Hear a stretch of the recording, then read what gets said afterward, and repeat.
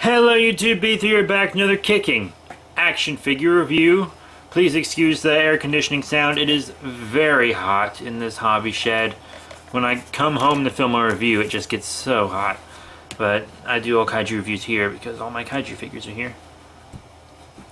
But yeah, so got this great review, long awaited. I reviewed it once and then the review got wiped, so I'm reviewing it again.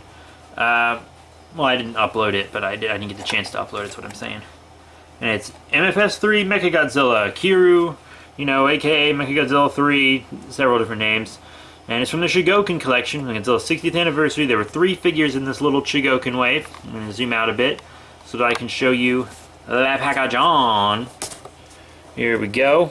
Got Kiryu right there. There's the figure itself. It's a neat little figure. Figure again on the side, again on the back. Some more writing and stuff, special weapon completed by a combination of the latest technology based on the bones of the original Godzilla. It's operated by remote control from the Shokugan 2 or whatever. So yeah, stuff on the bottom. I paid a little less than that for him. I got a discount. But yeah, you can find him at Barnes & Noble and stuff. Maybe at Books A Million if they, still exist near you. I've seen one very recently. I've seen these at Hastings, Movie Stop, check those places.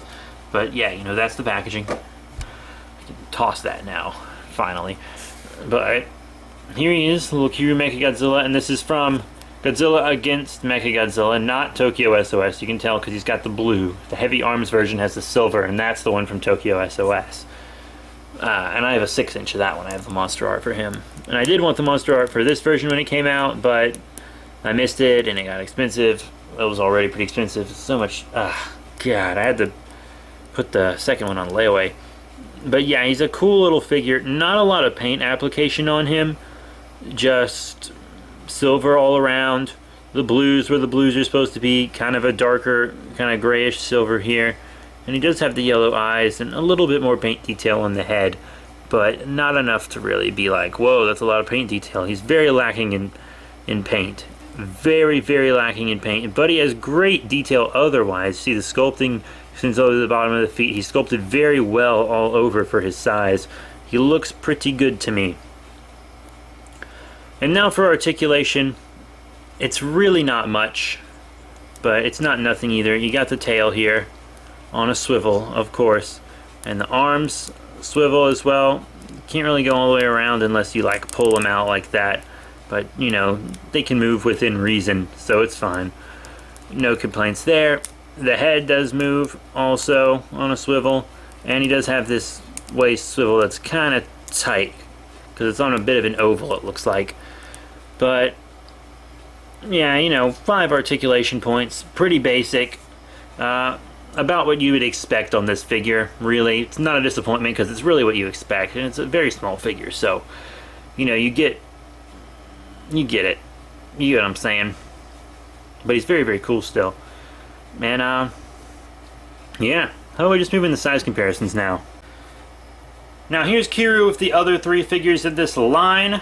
You can check him out with 2004 Final Wars Godzilla on the left, and the 2014 Legendary Godzilla on the right. And I believe I've already reviewed both of them a while back. So, you can check out their reviews on my channel. But yeah, Kiryu looking pretty good here with them. I think he scales up very well. I think all 3 of these guys scale up well together, so awesome. He fits great with his own wave, which is the main concern. And if you want to know how he looks with some recent American Godzilla figures, here are the small, Pack of Destruction, Destruction City Godzilla figures that came out with the 2014 Godzilla movie. You can still kind of get these. You can still get these if you want. This one comes in the Pack of Destruction and Destruction City. It's the same Godzilla in both. This is my custom one with painted spines that a buddy did for me. But, they're all the same size. And then this is the female Muto you get from the Destruction City set. She is a bit undersized. Just she is. But honestly, these figures all look good together to me. They are the same scale. So I do think that they work together. Now here's our Kiryu with some NECA miniatures. Here on the right, we have a little Legendary Godzilla from the movie miniature set. And then from the classic miniature set, here on the left, we have the 1994 Godzilla, or at least it looks like the 1994 Godzilla. It could be one of several Heisei Godzillas, honestly. I haven't looked up which one it specifically is, but it looks like 94 to me, so I'm going to go with 94.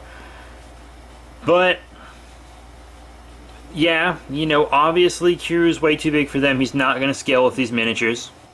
Here's with some other miniature Godzilla figures. These are just the ones I have handy. From the left, we have an older Bandai Creations pack of Destruction, and it's the Gigan from that pack. And on the right, we have a little chibi Godzilla figure, also a Gigan. I like Gigan, can't tell. And he obviously is just way too big for both of those figures. Now here's our Kiryu with our last set of American Godzilla miniature figures that I'm going to show him with. And these are the Diamond Select Godzilla Mini-Mates from the first Godzilla Mini-Mate pack. Here on the left we have the regular old Godzilla, and he's the same sculpt as the Atomic Breath Godzilla from the second pack. The Atomic Breath Godzilla just has different spines and, you know, a different mouthpiece so that he can hold his atomic blast. And obviously Kiryu's too big for him, so he's obviously going to be too big for the classic MechaGodzilla here on the right from the second pack. And, yeah, so those MechaGodzillas aren't going to work well together, sadly enough. But I do have these guys displayed together nonetheless, because all my little miniature Godzilla stuff's together. And just to get a frame of reference with the standard 6-inch Godzilla figure, here he is with yet another American figure, and it's, obviously, the Fusion MechaGodzilla from Bandai Creations, you know, just one I thought a lot of people might have. Same sculpt as the regular MechaGodzilla from Bandai Creations.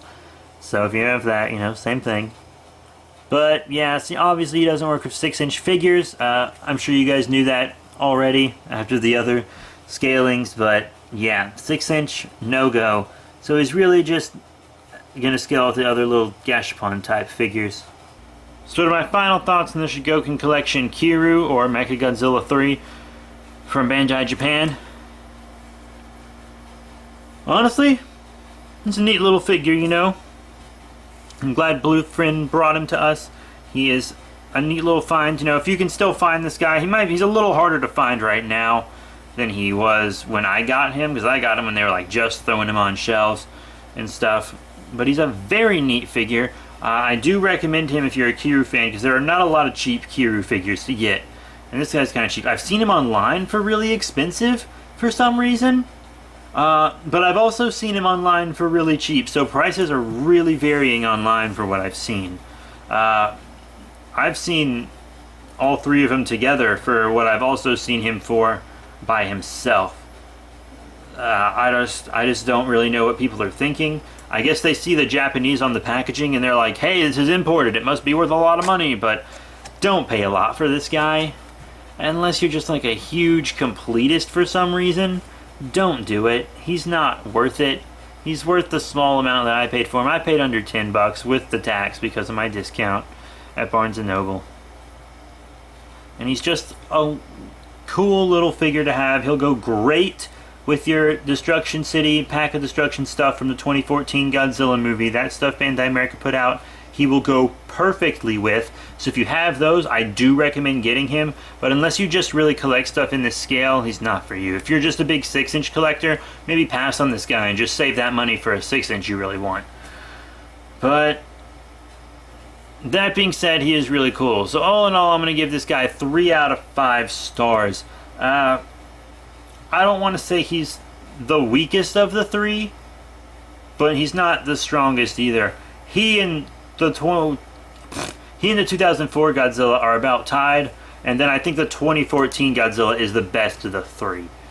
But they're all cool little figures. I'm very glad to have them in my collection. I do not regret buying them one single bit. I'm very happy with my purchase. Once again, thank you all so very much for all of your support. I will be putting up lots more reviews soon, so just keep your eyes open. More coming your way, more Godzilla, Gamera, Ultraman, also Marvel, DC, just all kinds of stuff, you guys. It's all coming at you. So thank you all very, very much. Once again, just thank you so much for your support. I did this for you guys. And yeah, that's it. Thank you all once again, and I'll see you all later.